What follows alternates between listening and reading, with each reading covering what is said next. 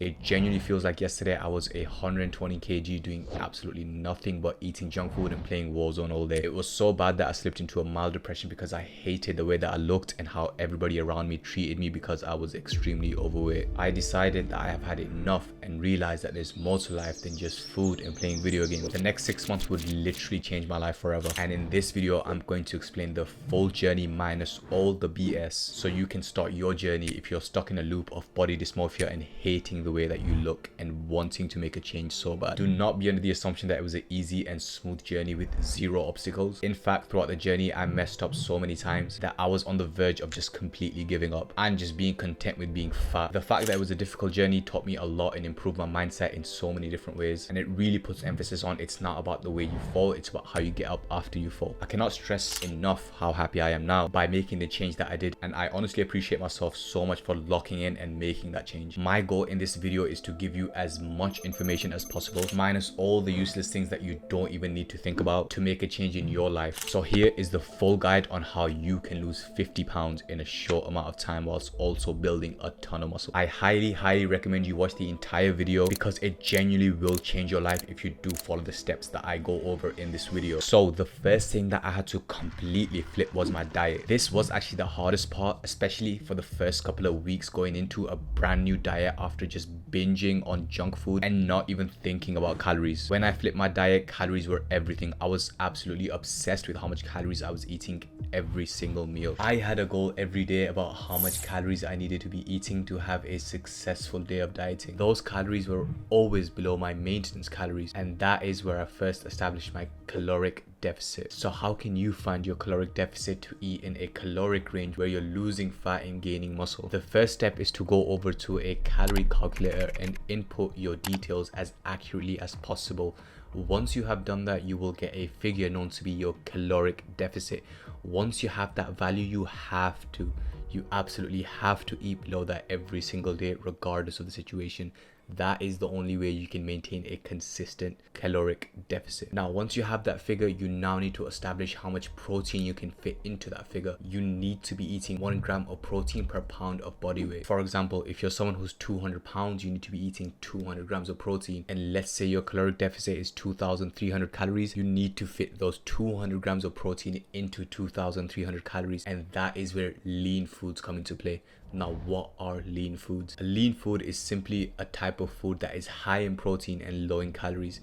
Now, if you're trying to fit 200 grams of protein into 2,300 calories, almost all your meals in that day have to be lean. If you're someone who doesn't really care about their protein intake, your end result isn't going to be satisfactory. If you are someone chasing a skinny physique and you just want to lose weight, not even fat, because that is what will happen if you just cut down without worrying about protein, you will also lose a ton of muscle that you built and you worked hard for. That is the honest truth. But if you are someone who wants to build an aesthetic physique at the end of your cuts and make the most of the amount of muscle you've built in your bulk, your dirty bulk, or your lean bulk, then prioritizing protein is the most important thing. If you are someone who struggles with having lean foods in their diet, I've recently released a cookbook both for people in the UK and the US. This cookbook is very comprehensive. It includes the recipes for each meal that I ate on my cut, where to get these items, and how much they cost. You can get that for under $5 at shanishred.com. I've linked it in my bio. Once you have your diet in check and you've built a successful diet that's under your caloric deficit and also has the required protein intake, now you have to distribute your meals in an optimum way. Breakfast, lunch, pre-workout, post-workout is how I did it, but everyone has a different schedule. So split your meals up in a way that works for you so you can get the most out of your meals and avoid things like low energy in the gym because you ate like 4 hours before your workout. If you want to follow what I did, it was simply breakfast, lunch, pre-workout meal, post-workout meal. That is the diet side of things. If you can get the diet in check, the routine is the cherry on top. Now let's discuss routine. The routine I recommend to literally everyone who's trying to lose weight and gain muscle. To start, I want to make this incredibly clear that if you're doing this routine without the diet, it simply won't work. The same way, if you're doing the diet without this routine, it just won't work. Both things go hand in hand and are the perfect formula for you to transform your physique in 2025. So the first thing you have to do is design a split that works around your schedule, your day-to-day life. Ideally, you want to be training a minimum of 5 days a week, preferably 6, but 5 is still good. Anything lower than that, you will just see results slower, but doesn't mean you won't ultimately see results. It'll just take a little bit longer. So here is exactly what I did start to finish. I was doing my first year at university studying engineering alongside having a part-time job as well. So my schedule was incredibly hectic. With that in mind, I had to squeeze as many gym sessions as I possibly could into my tight schedule. So I sat down, looked at my day-to-day schedule and figured I could fit in 6 days worth of gym per week into my schedule. Now 6 days initially was very difficult getting used to, but after like the second or third week, it just became a norm. It just became part of my routine. Going any less than 6 days a week just felt strange to me. It felt like I was just procrastinating and not doing enough. The same thing will happen to you when you sit down and look at your routine and follow it for a while. You will realize that once you start going gym below that number that you've picked, it will just feel strange. Now 6 days a week at gym meant that I could build a ton of muscle on my cut only if I followed the right split. The first thing I did whilst making my split is I looked at my physique and seen what the weak points were in my physique. I noticed after observing my physique that my chest was slacking behind my other muscles like my shoulders, arms and my back. What I did is I started training chest every 3 or 4 days, because if you really want a muscle to grow fast, you have to train it every 3 or 4 days. It's as simple as that. I tell this to everyone because it